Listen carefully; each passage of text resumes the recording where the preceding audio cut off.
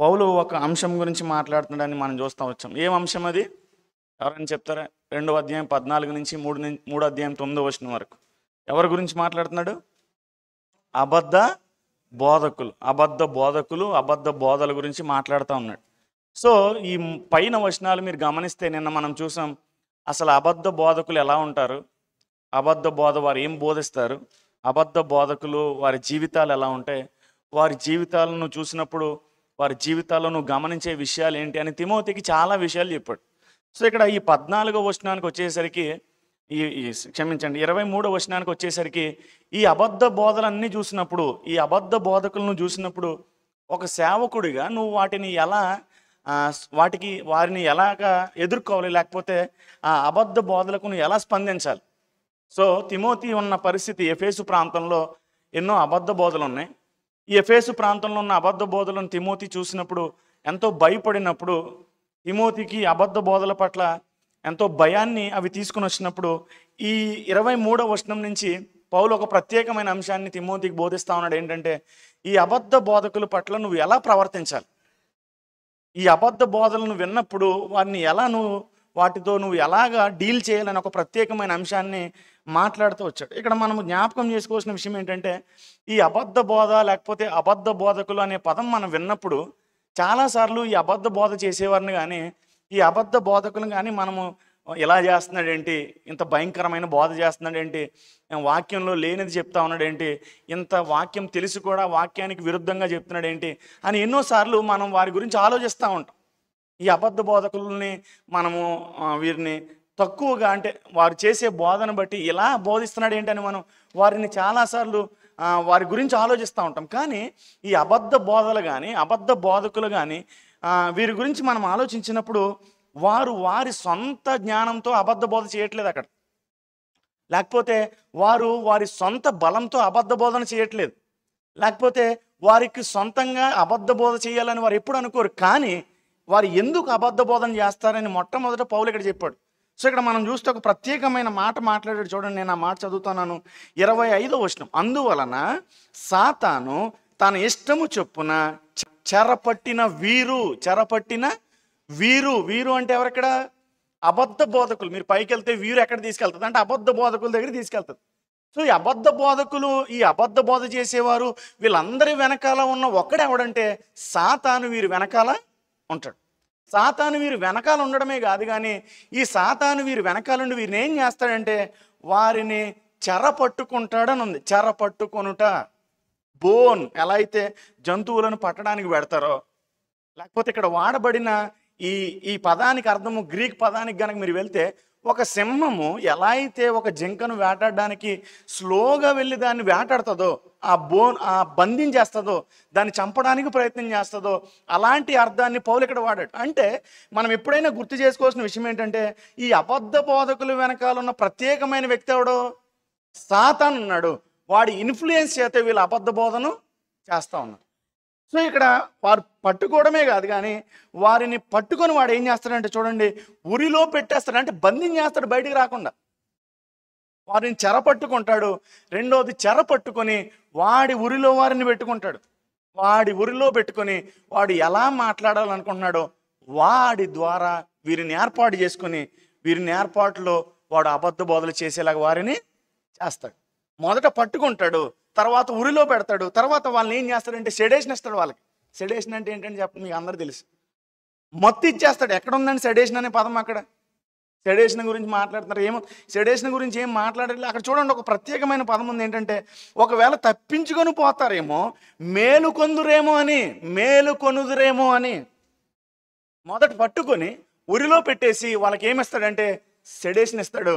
ఆ సెడేషన్ ఇచ్చినంతకాలం ఈ అబద్ధ బోధకులు సాతాను ఏది చెప్పాడో అది మాత్రమే బోధిస్తారు.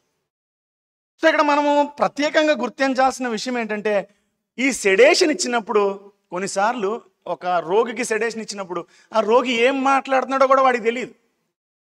వాడు ఏం మాట్లాడుతున్నాడో కొన్నిసార్లు ఒకసారి ఎవరైనా ఆపరేషన్ చేసే వాళ్ళ దగ్గరికి వెళ్ళారనుకోండి, వాళ్ళు సెడేషన్ ఇచ్చినప్పుడు వారు మాట్లాడే మాటలు కొంచెం వింతగా మనకు అనిపిస్తూ ఉంటాయి. సో పౌలు అదే అర్థాన్ని ఇక్కడ వాడుతూ ఉన్నాడు. ఈ సాతాను వారిని ఏం చేస్తాడంటే మేలుకొందురేమో అని వాడి ఉచ్చులోకి తీసుకుని వచ్చేసి వాడికి నచ్చిన మాటలు వాడి ద్వారా బయట తీసుకొని పోతాడు. సో ఎందుకు ఇదంతా పౌలు చెప్పాడంటే, ఇదంతటిలో ఈ అబద్ధ బోధకుల చిత్తం ఏంటంటే, సాతాను ఏది చెప్పాడో అది చేయడానికి అబద్ధ బోధకులు ఉన్నారు. ఈ సాతానే వారిని నడిపేస్తాడు. ఈ సాతాను ముందే వాడు వెళ్ళిపోతాడు. సాతాను ఏది చెప్తే అది చేస్తాడు. సో మనం ఎప్పుడైనా అబద్ధ బోధకులు చూసినప్పుడు మొదట మనకు రావాల్సిన కోపం కాదు, కానీ వాళ్ళని చూస్తే మనకి జాలి కలగాలి.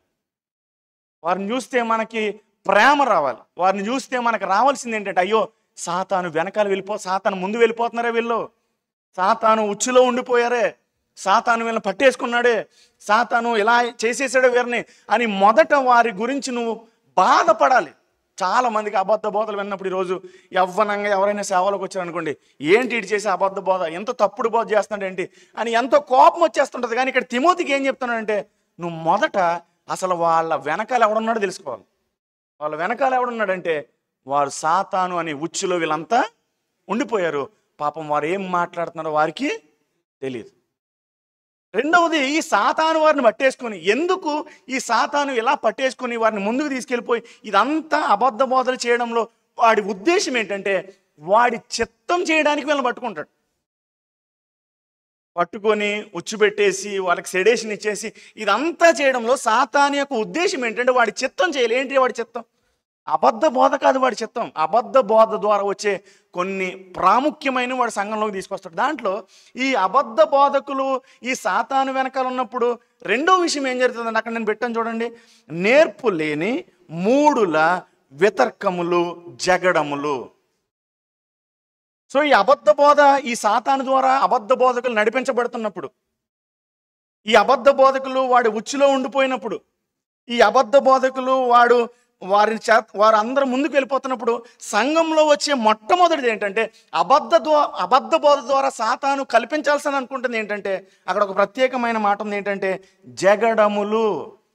జగడములు చాలా ప్రత్యేకమైన మాట. జగడములు వచ్చేస్తాయి సంఘంలో. అంటే జగడములు అనే పదానికి అర్థం ఏంటండి? పంచాయతీలు, గొడవలు, రచ్చబండలు ఇవన్నీ సంఘంలోకి వచ్చేస్తాయి. దీని అంతటి వెనకాల సాతాను ఉద్దేశం ఏంటంటే, వాడి కంక్లూజన్ అదే, వాడికి అదే కావాలి. అబద్ధ బోధ వెనకాల ఎంత ప్లాన్ వేస్తాడు. అబద్ధ బోధన తీసుకురావడానికి వాడి చిత్తం ఇది అసలు.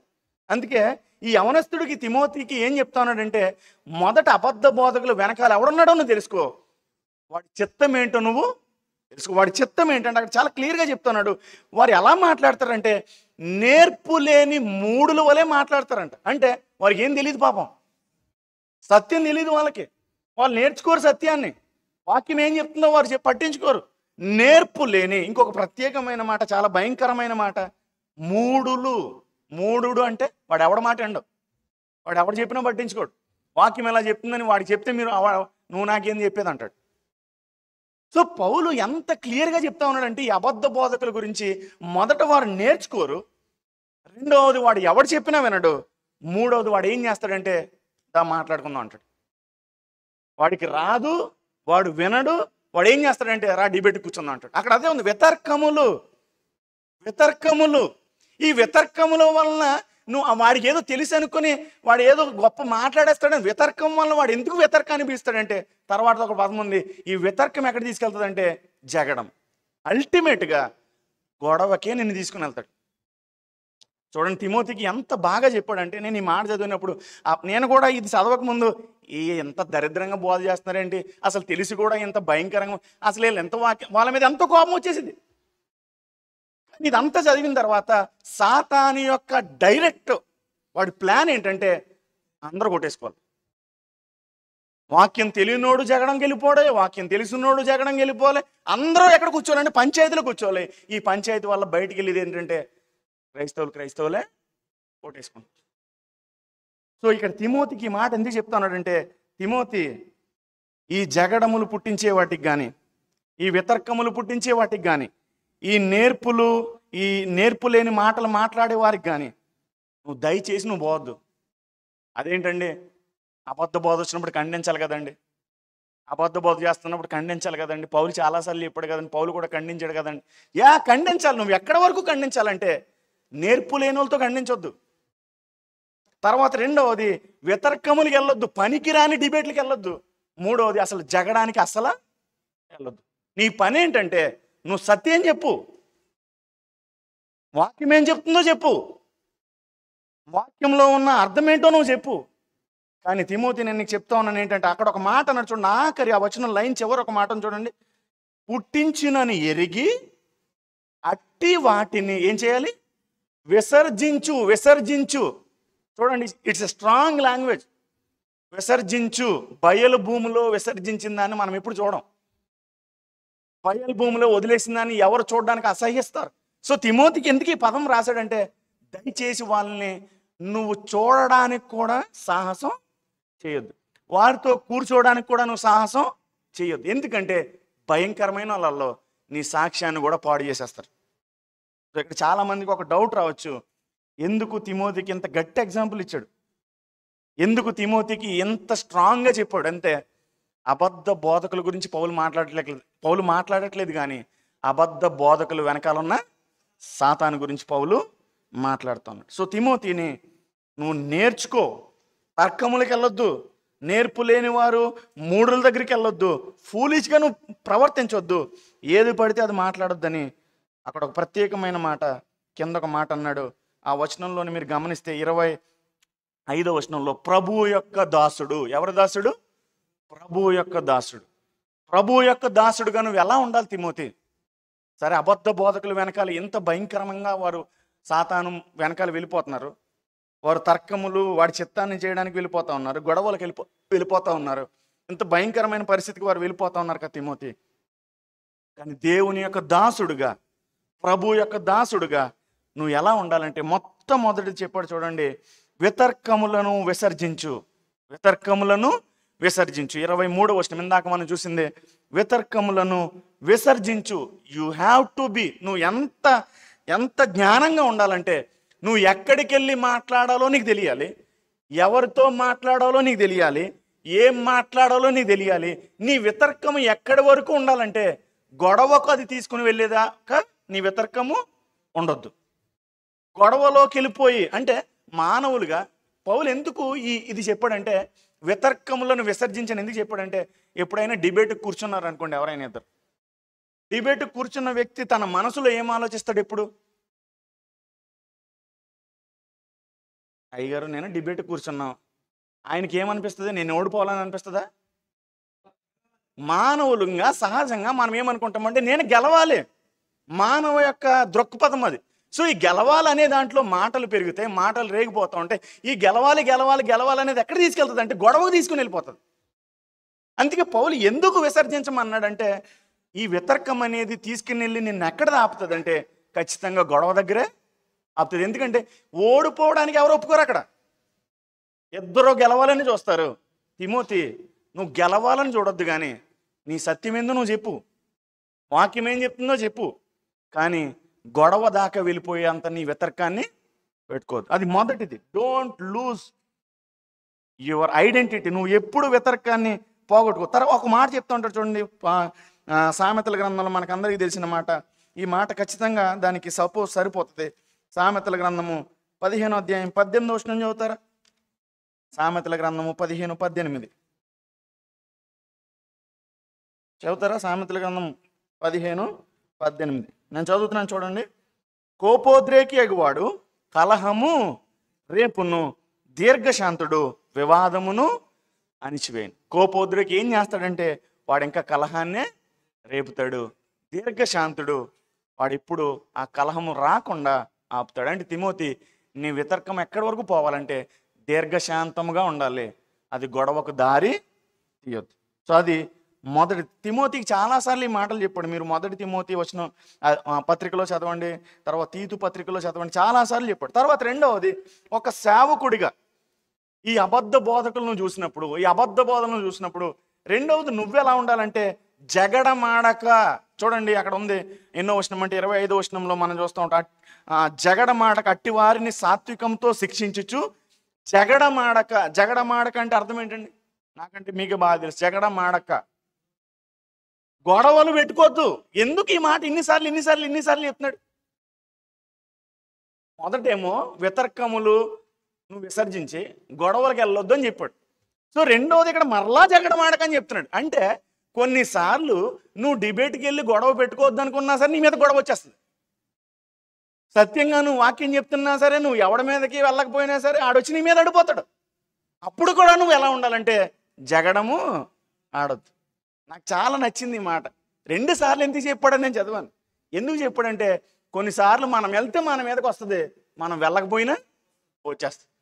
తిమోతి నువ్వు ఎలా ఉండాలంటే జగడము ఆడొద్దు, గొడవలు పెట్టుకోవద్దు. గొడవలు నీ మీద ఖచ్చితంగా వస్తాయి, but don't go to any non sense అని ఖచ్చితంగా చెప్తా అన్నాడు. ఈరోజు చాలామంది గొడవలు వారి మీదకి వచ్చినా రాకపోయినా సొంతంగా గొడవలు పెట్టేసుకుని వెళ్ళిపోయి కూర్చునే వారు చాలామంది ఉన్నారు. సో కానీ తిమోతికి పౌలు ఖచ్చితంగా చెప్పాడు. 2వ తర్వాత 3వది అక్కడ చూస్తూ ఉన్నాం, సాధువుగాను అంటే ఏంటి? నేను చూడగానే నీ సంఘానికి ఏం తెలియాలంటే మా పాస్టర్ గారు చాలా వాక్యం తెలిసిన ఈయన ఎట్లాంటి వాడికి పోడు, ఈయన వాక్యాన్ని ప్రాథమికంగా చూస్తాడు, వాక్యమే ఈయనకి అన్నిటికంటే ప్రాధాన్యమైనది. సాధువుగా ఉంటే అర్థం ఏంటంటే నిన్ను చూడగానే కొంతమందికి తెలియాలి. తిమోతి నేను ఈ మాట ఎందుకు చెప్తానంటే పౌలు అనే నన్ను నువ్వు చూసినప్పుడు నీకు కలిగింది ఏంటంటే ఈయన బోధ చాలా ఖచ్చితమైంది. నువ్వు నన్ను చూసినప్పుడు ఈయన జీవితం చాలా ఖచ్చితమైంది. నువ్వు నన్ను చూసినప్పుడు ఈయన విశ్వాసం చాలా ఖచ్చితమైంది. నువ్వు నన్ను చూసినప్పుడు ఈయన ప్రేమ చాలా ఖచ్చితమైంది. నువ్వు నన్ను చూసినప్పుడు ఈయన దీర్ఘశాంతం చాలా ఖచ్చితమైన చూసి నన్ను వెంబడించావు. ఎందుకంటే ఎన్ని వితర్కములు వచ్చినా, ఎన్ని అబద్ధ బోధలు నేను చూసినా, ఎన్ని అబద్ధ బోధకులు నేను చూసినా నేను ఎప్పుడు సాధువుగానే జగడమాడకుండా ఉన్నాను. నువ్వు కూడా అలాగే ఉండాలని చెప్పాడు. తర్వాత 4వది చాలా ప్రాముఖ్యమైనది. ఈ అబద్ధ బోధకుల పట్ల తిమోతి నువ్వు ఎలా ఉండాలంటే బోధింప సమర్థుడుగా. ఈ ఇన్ని అబద్ధ బోధలు నువ్వు చూస్తున్నప్పుడు, ఇన్ని అబద్ధ బోధలు నువ్వు వింటా ఉన్నప్పుడు నువ్వు బోధించాలి. ఎక్కడ బోధించాలి? ఇది చాలా ప్రాముఖ్యమైనదండి. ఎక్కడ బోధించాలంటే ఇది చాలా చాలా ఖచ్చితమైనది. ఎవరి గురించి మాట్లాడుతున్నాడో తిమోతితో అంటే సంఘము గురించి మాట్లాడుతున్నాడు. సంఘంలో ఉన్న అబద్ధ బోధల గురించి మాట్లాడుతున్నాడు. నువ్వు బోధింప సమర్థుడుగా ఎక్కడ ఉండాలంటే నీ ముందు ఉన్న మందకి నువ్వు ఖచ్చితంగా బోధింప సమర్థుడుగా ఉండాలి. బయటికి వెళ్ళి అబద్ధ బోధ జరుగుతున్న అక్కడికి వెళ్ళి నువ్వు చేసేది అబద్ధ బోధ, ఇది సత్యమైనది అని వారి ముందు చెప్పడం కాదు. మొదట నువ్వు చేయాల్సింది ఏంటంటే నీ దగ్గరున్న ఎఫెసు సంఘాన్ని నువ్వు కాపాడు. నీ దగ్గరున్న ఎఫెసు సంఘానికి నువ్వు బోధించే సామర్థ్యం కలిగి ఉండు. నీ దగ్గరున్న ఎఫెసు సంఘానికి నువ్వు మంచి వాక్యాన్ని బోధించు, ఆరోగ్యకరమైన వాక్యాన్ని బోధించు.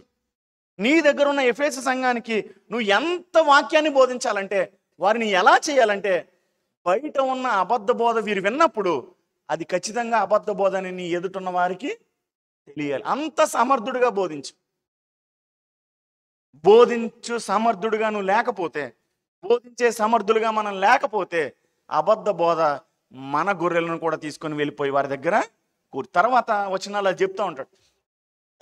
నువ్వు బోధింప సమర్థుడిగా లేకపోతే ఏమవుతుందో తర్వాత వచనాలు చెప్తాడు. సో ఓ అబద్ధ బోధను చూసినప్పుడు దేవుని దాసుడిగా మనం చేయాల్సింది ఏంటంటే బోధించే సామర్థ్యత మనకు ఖచ్చితంగా కావాలి. తర్వాత 5వది, మొదటిది వితర్కమును విసర్జించు, 2వది జగడమాడొద్దు, 3వది సాధువుగా ఉండు, 4వది బోధించే సమర్థుడిగా ఉండు. తర్వాత 5వది కీడును సహించేవాడుగా ఉండు. కీడును సహించు. కొన్నిసార్లు అబద్ధ బోధకులు నీ మీదకి వచ్చినప్పుడు నీ మీద కీడు కలుగుతుంది. అబద్ధ బోధ నీ మీదకి వచ్చినప్పుడు నీకు కీడు వస్తుంది. సేవకుడుగా నువ్వు కీడుని తీసుకోకపోతే, నా మీదకి వచ్చిన కీడుని నేను తీసుకోకుండా నేను మరలా కీడును పంపించేస్తే ఆ కీడు అలా అలా అలా వెళ్ళిపోయి పెద్ద కీడు అయిపోతుంది. కానీ సేవకుడిగా ఒక బోధ తెలిసిన వాడుగా, నిజమైన బోధ తెలిసిన వాడుగా ఆ కీడుని నేను తీసేసుకుంటే ఆ కీడు నాతోనే ఆగిపోతుంది.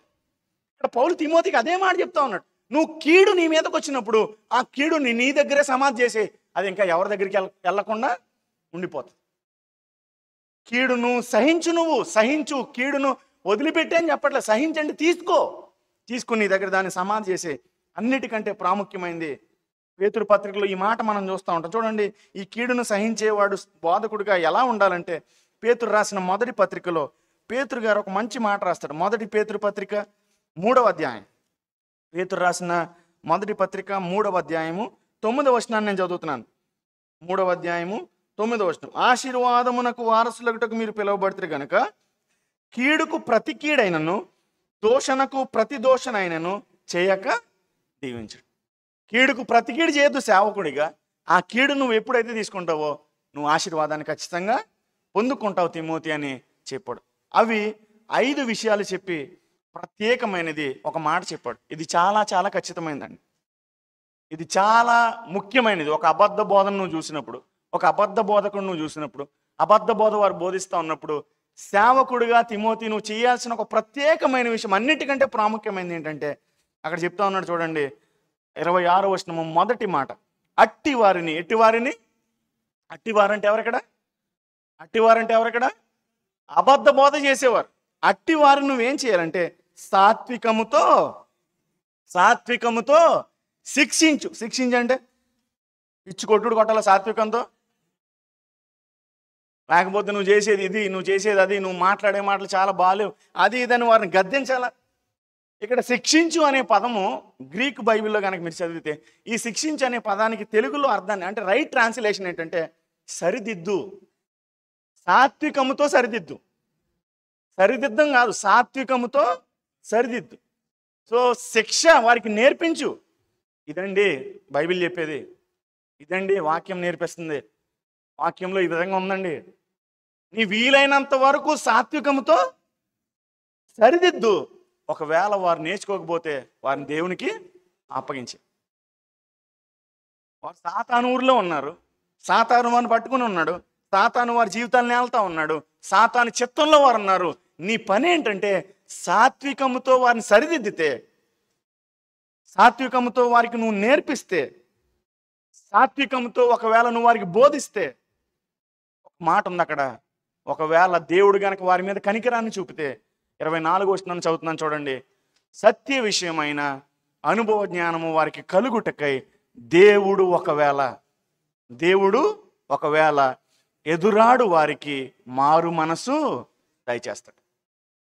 సో అల్టిమేట్గా అబద్ధ బోధ నువ్వు చూసినప్పుడు తిమోతి ఏం చేయాలంటే వారికి మారు మనసు రావాలని నీ జీవితంలో వారి కోసం ప్రార్థన చేయాలి. చాలా క్లియర్గా తిమోతికి ఏం చెప్తున్నాడంటే అబద్ధ బోధ నుంచి నువ్వు కాపాడేది నువ్వు కాదు, వారు సాతానులు ఉన్నారు. అబద్ధ బోధ నుంచి నువ్వు ఎవరిని కాపాడలేవు, కానీ నువ్వు వారిని కొన్ని విషయాలు చెప్పినప్పుడు దేవుడు ఒకవేళ వారికి ఏం చేస్తాడు, మారు మనసును దయచేస్తాడు. అప్పుడు నువ్వు వారిని బట్టి సంతోషించవచ్చు తిమోతి అని ఖచ్చితంగా చెప్పాడు. ఇక్కడ మనందరం నేర్చుకోవాల్సిన విషయం ఏంటంటే అబద్ధ బోధకులను చూసినప్పుడు వారి మీద మనకు రావాల్సింది ఏంటంటే వీరిని దేవుడు జ్ఞాపకం చేసుకోవాలని, వారి కోసం ప్రార్థన చేయాలని ఖచ్చితంగా పౌలు తిమోతికి ఇక్కడ బోధించడం మనం చూస్తాం. తర్వాత